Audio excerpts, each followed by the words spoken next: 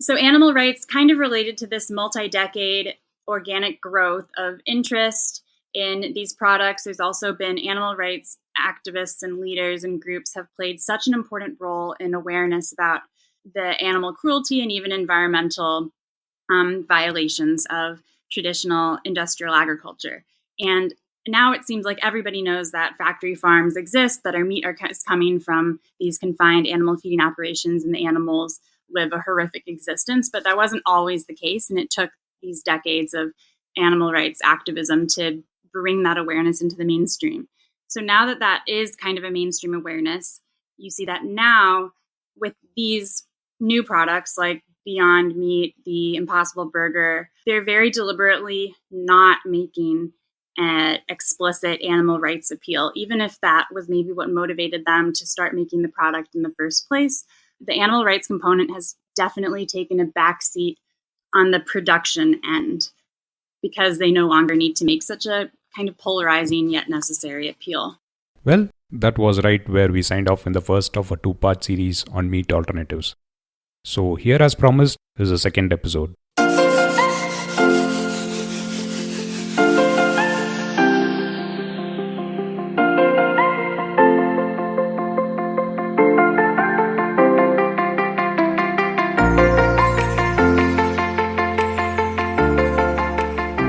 Hello and a warm welcome.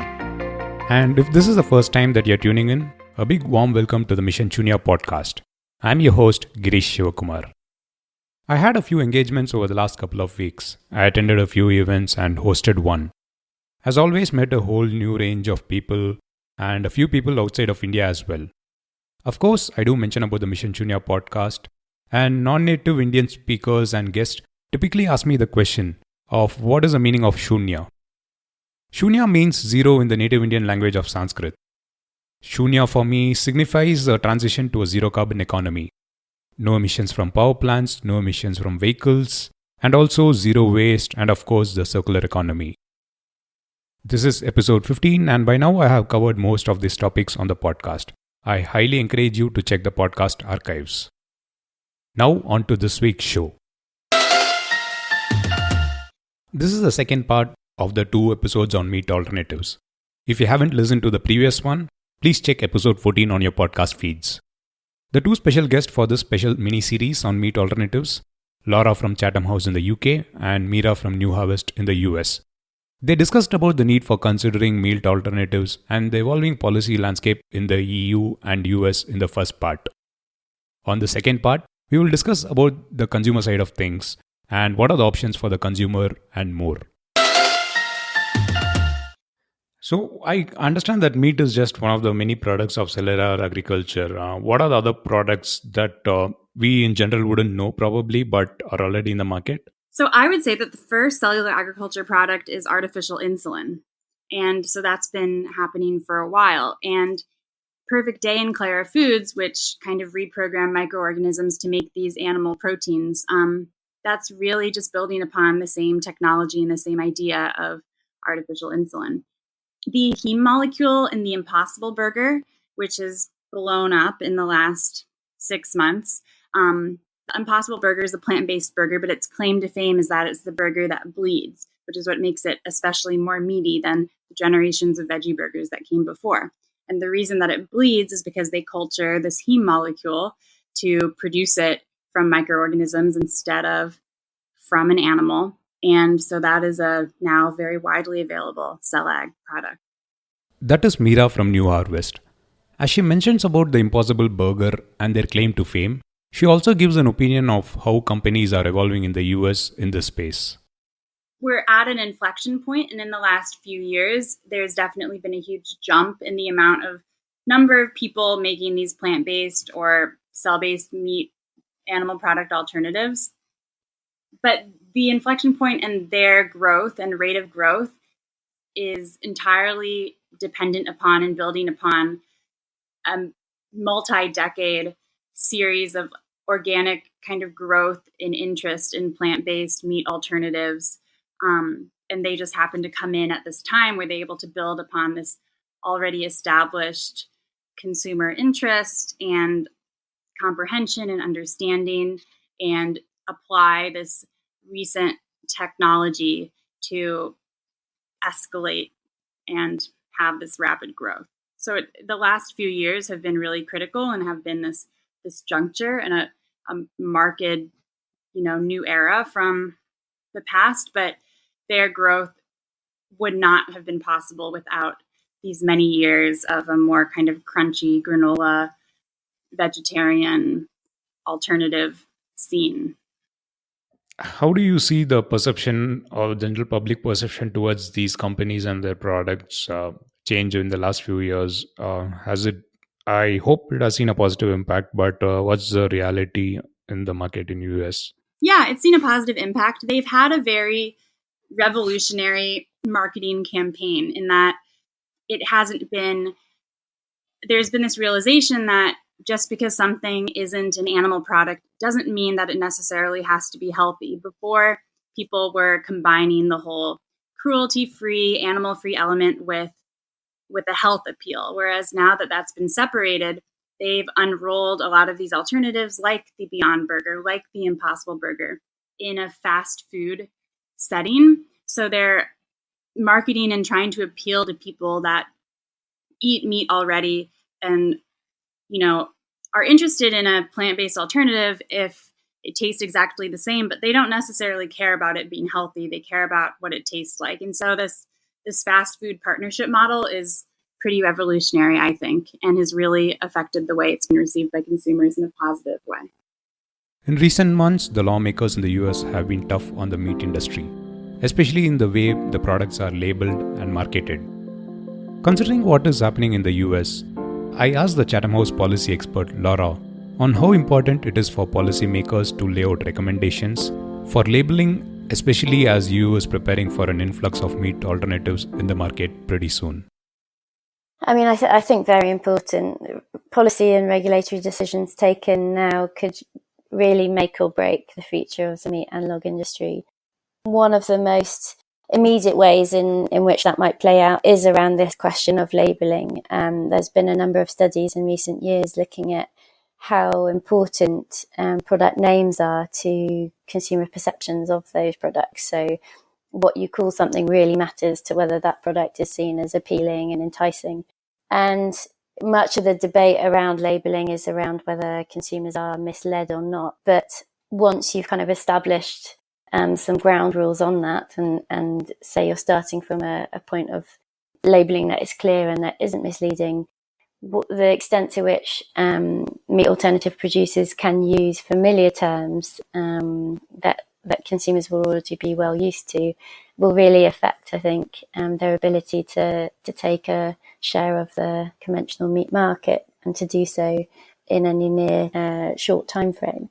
But it's not just about the regulation of these products and technologies, it's also about the broader policy environment. So, for example, a move by governments to introduce ambitious action to cut emissions in the food system could spur greater investment in meat alternatives, as well as more sustainable practices in conventional meat production. Equally, new initiatives in support of the circular economy could benefit producers in the meat alternative space if they can show that they're reducing their resource inputs and that they're moving towards a more sustainable resource management approach. So I think it's important to not think solely of regulation, but also of the policy environment, what kind of incentives and support mechanisms or disincentives and rules and regulations are in place that could encourage or discourage further innovation and investment in this space. So how important is it for the US market at this point in time? It's so important. And what's interesting is, so there's been this, like I said earlier, about the whole naming situation for plant-based substitutes to animal products. But with these cell-based, not even just imitations, but, cell-based, still molecularly, chemically identical animal products that just didn't come from an animal, then you have the issue of you need to label it as such as regular animal products are labeled because people have allergies. And the plant-based alternatives don't have the same allergens as the substances they're trying to imitate, whereas these cell-based foods do. And so that makes the naming challenges different, very distinctly, for the plant-based versus cell-based foods. In terms of the price differential of the actual products, do you see any price variation between the traditional meat and the meat alternative in the market? Yeah, the alt meats, be it plant based or cell based, are definitely more expensive, but that's because it's a newer technology that doesn't have the economy of scale. Also, traditional agricultural products are so dramatically subsidized by the government that they have artificially deflated prices. And so the question is there a world in which some of those subsidies can be redistributed towards these meat alternatives or animal product alternatives? And that shifts the price differential significantly. Right now, there are so many confounding variables contributing to the dramatic price difference. It's good to know that you mentioned about the subsidy part of the food industry. That is a global phenomenon. The essential part of the food industry is definitely subsidized by most governments. But as a organization that incubates startups in this space, what are the other kind of incentives that you are looking from governments? Suppose a new harvest had to come to a new region and start incubating startups in the region. What are the general kind of support that you would require from governments, say in US and around the world? The biggest support that we need from the government is support for academic research. There's infinite interest in incubating startups because there are infinite investors that want to make money from what has been demonstrated to be a very promising technology. But you can't conduct or create an entirely new industry or new technology that's so scientifically based through startups. You need to have an academic foundation in order to have research and in it breakthroughs that happen that everybody can iterate upon that are openly accessible and not hidden behind IP. You need an academic world in which new talent and expertise can be incubated. And what we need most is for governments to fund academic research and make it a priority in their funding pipelines and apparatuses. So we know what the industry expects in terms of support from the governments. But there is also a need to balance the consumer side of things in terms of labeling. And also there is this acceptance from the conventional meat industry. How is the European Union planning to address that? Well, I mean, it's an issue that isn't really for us to kind of make a statement on in terms of how these products should be named. There are lots of different considerations for policymakers to take into account. But what I think is kind of clear coming from discussions in the US and in the EU is that there's a real sense of fear in the conventional meat industry that these meat alternatives will take a significant share of their market.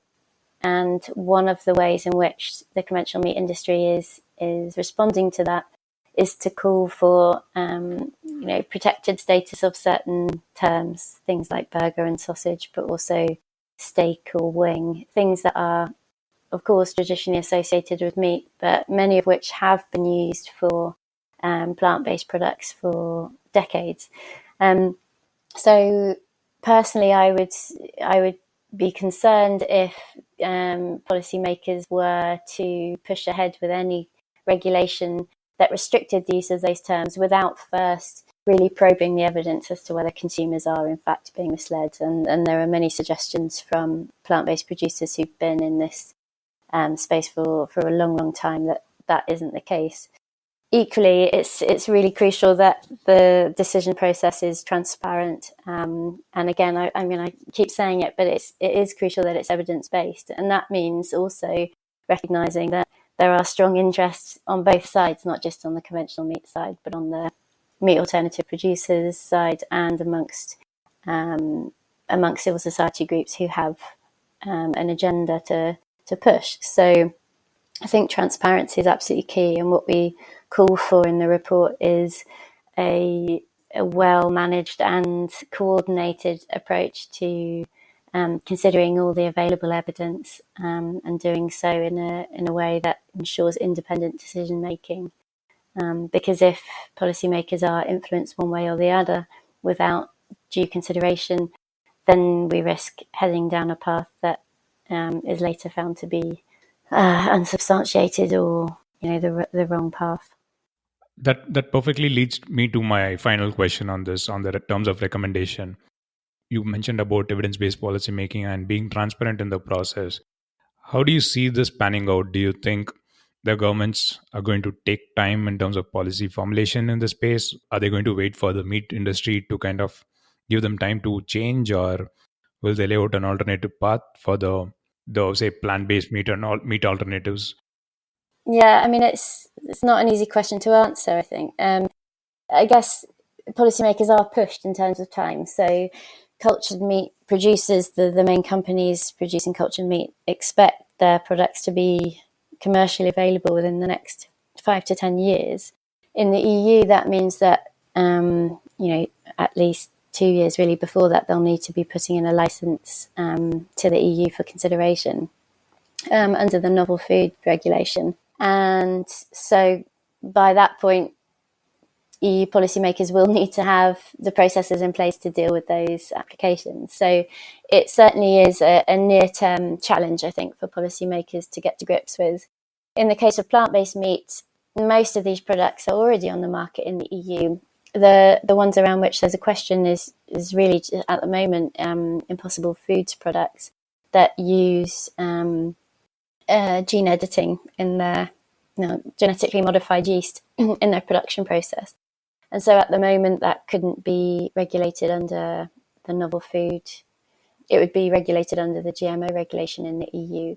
But at the moment, there's no application for the Impossible Burger to be put on the EU market. But watching what's happening in the US, I think EU policymakers would be remiss to not start considering how they would regulate that and whether those products would be permitted on the EU market if and when an application is received. At this point in time, the market for meat alternatives means the US market. So how is it likely to grow in the coming years? I mean, I see it growing, continuing to have this type of exponential growth, but that will ultimately flatten out. We're at this interesting point where these, like I said, traditional animal agriculture companies are, now that it's been demonstrated to be successful, consumers have demonstrated interest, these big food companies are looking to get involved, and they can take the technology to the next level, obviously. So I anticipate huge growth based on existing giants and conglomerates getting involved and not necessarily co-opting the technology, although they might try and do that too, but fit it into their kind of portfolio of food. What is currently happening at New Harvest? Anything exciting that we should keep a lookout for? Sure. Our fellows are always doing very interesting work. One of our fellows is growing meat cells on decellularized vegetables, like growing meat on celery sticks. So they're always doing very interesting research. We're about to admit a new kind of cohort of fellows. We're going to have a conference. We just finished our conference. Our next one will be in July. And it's just a huge period of growth for us as well as it is for the industry. On a final note, I know that I believe that you haven't had an experience to taste the meat alternatives, but I'm sure you would have interacted with a lot of consumers, meat consumers, as part of the feedback that you seek from the market. What is the feedback in general? How is it positive? Are people more enthusiastic about it, or are they willing to adopt this in the long run? Yeah, I think that people are enthusiastic. People are very curious about it. I haven't tasted any meat alternatives, but Perfect Days ice cream, the one where it's a milk protein ice cream made from microorganisms. They call it a flora-based ice cream. New Harvest actually had a tasting of that yesterday, where a lot of our friends, people in New York, came and we tasted their 3 pints of ice cream: the vanilla salted fudge, the vanilla blackberry toffee, and the milky chocolate. And people loved it. People thought that it tasted like regular ice cream because, I mean, it wasn't a coconut milk based. It was still a milk protein based ice cream. And everyone was over the moon excited and loved it. But yes, as promised in the last episode, I have a very special guest who has tasted the meat alternatives available in the US market. So let's listen in to what she has to say. Hello, my name is Madison. I live in Colorado in the United States. and I've tried a few different meat alternatives. I've been a vegetarian for a long time and, do kind of eat meat every once in a while, but it's definitely preferable at home to be able to cook all vegetarian.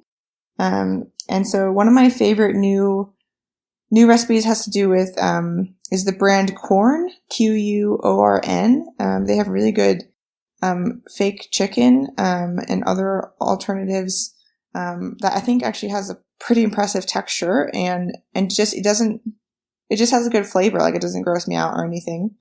I have tried another alternative chicken that I didn't like.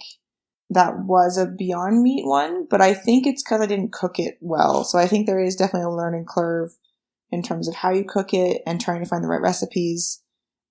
I did also have, I think it was Beyond Meat, the beef alternative in like mince form inside of someone's chili they made. And I really liked that, just because in chili, it's going to blend in with all the flavors and spices anyway. So it's just adding that protein and a little bit of texture to the soup. I haven't tried the actual Impossible Burger or even the Beyond Burger, just because I don't normally eat burgers anyway. But I do think there's a really good market for it, both for people that are vegetarians that want to get protein somehow, or people that do like to eat meat but just kind of want to cut back on their consumption, maybe save a little bit of money, maybe save some emissions or be helpful to the environment. So there's definitely a market for it, at least, in the area that I live and with people my age. I think people are starting to become more open to it, which is really great to see. I think there's a lot of exciting and new possibilities out there for it. So definitely recommend trying the Quorn brand if you like that. There's a lot of other, soy and other like grown-based products like tempeh and things too. That are worth trying if you haven't tried them before. I recently discovered that baked tofu with barbecue sauce is really delicious if you like barbecue sauce. So yeah, definitely worth trying. Thanks so much for talking about this on the podcast. It's so great to share and get more information. Thanks so much. A big shout out goes out to Madison.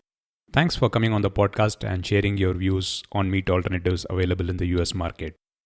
I'm sure listeners from around the world will definitely give it a try wherever they can find one. Thanks again. And with that, it's a wrap on this special 2-part series. The action item towards Mission Shunya is go get your hands on a meat alternative wherever you can. Just give it a try before making a decision.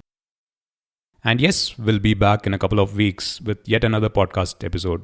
If you liked what you heard, let me know.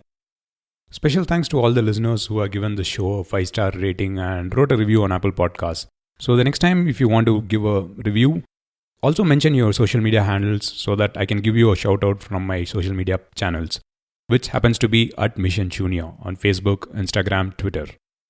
You can also write me an email, missionshunya@gmail.com. The webpage for Mission Shunya, which is missionshunya.com, is undergoing a makeover and it'll be up and running in a few weeks' time. I would be grateful if you can share the episode and the podcast to 3 people, 3 friends or colleagues in the coming week. It'll definitely help spread the word. So I hope you do that. A big thanks in advance. So signing off, this is Mission Shunya towards a zero carbon economy.